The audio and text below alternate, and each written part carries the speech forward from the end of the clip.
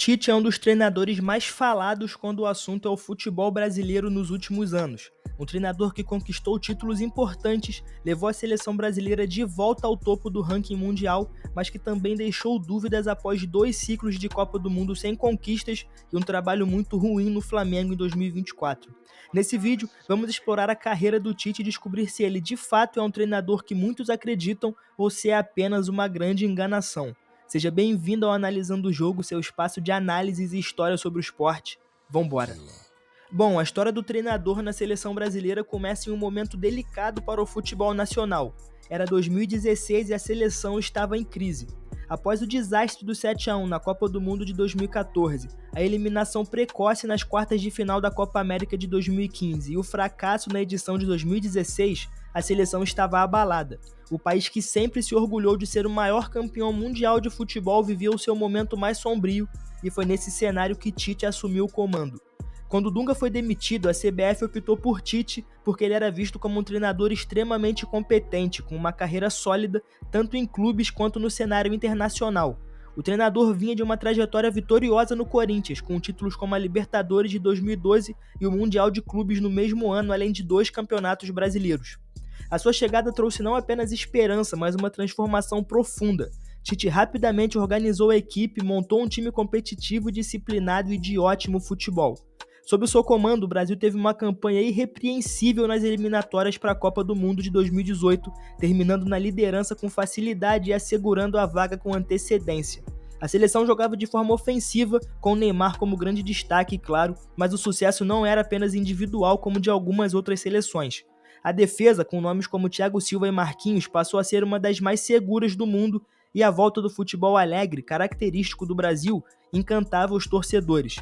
A campanha de Tite nas eliminatórias de 2018 foi histórica. Ele assumiu a seleção em 6º lugar nas eliminatórias e ao final do ciclo o Brasil estava no topo, com 12 vitórias, 5 empates e apenas uma derrota. O estilo de jogo implementado pelo treinador mesclava solidez defensiva e ataques rápidos, um futebol eficiente que encantava tanto a crítica quanto os torcedores. Neymar, Gabriel Jesus, Felipe Coutinho e outros nomes brilharam sob o seu comando. O Brasil parecia finalmente pronto para conquistar o tão sonhado Hexa na Rússia. No entanto, quando a Copa do Mundo chegou, o resultado foi aquém das expectativas. Nas quartas de final, o Brasil foi eliminado pela Bélgica por 2-1. Embora o Brasil tenha dominado boa parte do jogo, especialmente no segundo tempo, os erros defensivos e uma atuação abaixo do esperado de alguns jogadores, somado a um bom time da Bélgica, resultaram em mais uma eliminação precoce. Foi um golpe duro para o Tite, que até então havia sido praticamente impecável no comando da equipe. Mesmo assim, a campanha geral do Brasil e o futebol apresentado mantiveram a imagem de Tite como um treinador capaz de fazer o Brasil voltar ao topo. Ele foi mantido no cargo e o próximo desafio seria a Copa América de 2019 realizada aqui no Brasil. A competição foi um ponto alto da trajetória de Tite com a seleção. O Brasil conquistou o título em casa, vencendo o Peru por 3-1 na final.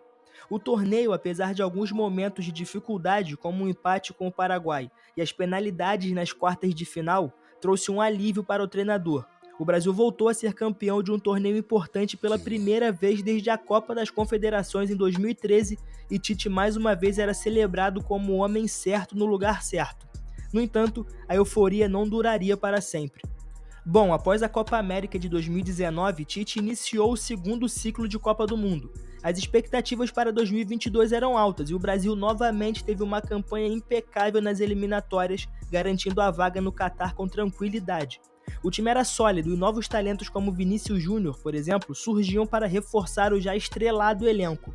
Na Copa do Mundo de 2022, o Brasil entrou como uma das favoritas ao título. A fase de grupos foi tranquila, com 2 vitórias e uma derrota para Camarões em um jogo que Tite poupou alguns titulares. Nas oitavas, o Brasil fez uma exibição de gala contra a Coreia do Sul, vencendo por 4-1 e empolgando os torcedores. No entanto, nas quartas de final, novamente veio a grande decepção. O Brasil foi eliminado pela Croácia nos pênaltis após o empate por 1-1. Novamente, como em 2018, o Brasil caía antes de chegar à final e mais uma vez Tite era alvo de críticas. A decisão de recuar após abrir o placar na prorrogação contra a Croácia foi muito questionada, e Tite deixou o comando da seleção logo após a eliminação, encerrando seu ciclo sem conquistar o tão sonhado título mundial.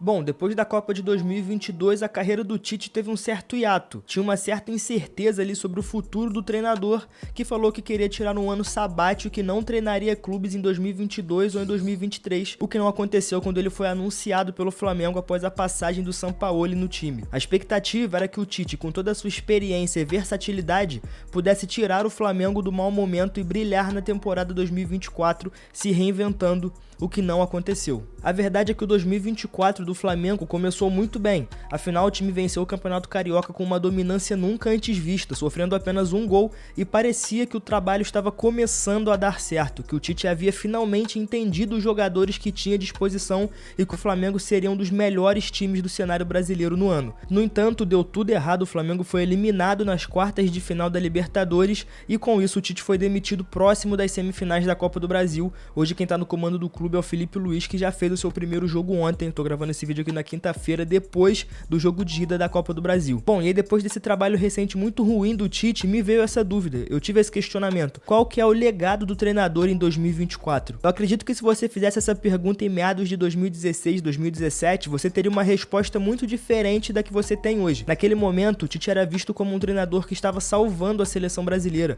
um campeão invicto de Libertadores e que também havia conquistado um campeonato brasileiro. Era um treinador muito bom ofensivamente e que tinha ideias defensivas muito sólidas. Ele realmente conseguia construir e elevar um time de futebol. No entanto, agora em 2024, depois de 2 ciclos de Copa do Mundo frustrados, eu acho que a percepção do torcedor médio mudou um pouco em relação ao treinador, principalmente depois da passagem com o Flamengo. No comando do clube carioca, que tem possivelmente o melhor elenco do Brasil em 2024 e talvez o maior poder financeiro, com uma capacidade de investimento em contratações muito alta, o Tite não conseguiu evoluir o trabalho. Muito pelo contrário, em determinados momentos o trabalho regrediu e isso, na minha opinião, fez com que o Tite se apequenasse. O treinador saiu do clube muito menor do que ele entrou, porque é importante lembrarmos aqui, quando o Tite chega em 2023, por mais que tivesse muitas ressalvas de alguns torcedores, pela ampla maioria ele era visto como o salvador da pátria, o treinador que teve 2 ciclos completos de Copa do Mundo e que estava completamente apto a tirar o Flamengo da pior temporada de sua história possivelmente. E ele até conseguiu de certa forma. Em 2023 o trabalho foi sólido,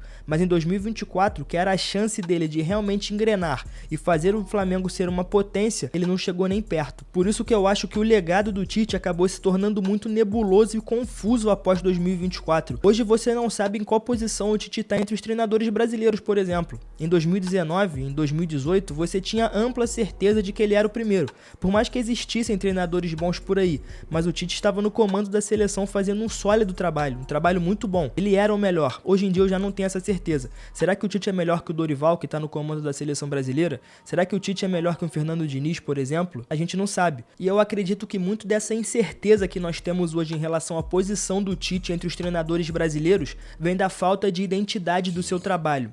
E aqui eu acho importante a gente não confundir falta de identidade com versatilidade. O Tite sempre foi um treinador versátil, mas ele sempre teve uma identidade muito forte em seus trabalhos.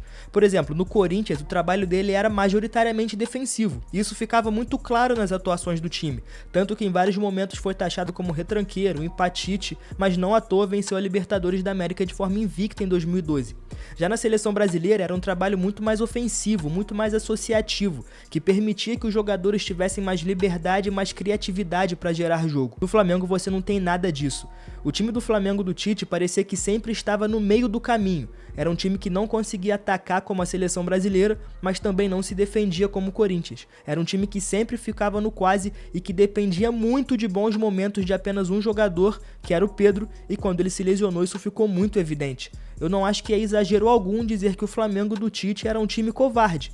Era um time que não conseguia criar por si próprio, mas também não conseguia se defender, sendo sempre uma presa fácil para os adversários, o que ficou muito bem exposto contra o Peñarol, um time muito inferior ao Carioca. Mas agora eu quero ouvir a sua opinião. O que você acha sobre o legado do Tite? Você acha que ele ainda é o melhor treinador brasileiro na atualidade? Ou você acha que ele já ficou para trás e precisa se reinventar, precisa se atualizar porque as suas ideias já estão ultrapassadas? Eu acho que essa é genuinamente uma ótima discussão, porque um treinador que ficou há tanto tempo no comando da seleção brasileira, quando chegou no Campeonato Brasileiro, que muita gente fala que é frágil, extremamente nivelado por baixo, não conseguiu desempenhar mesmo tendo o melhor time à disposição.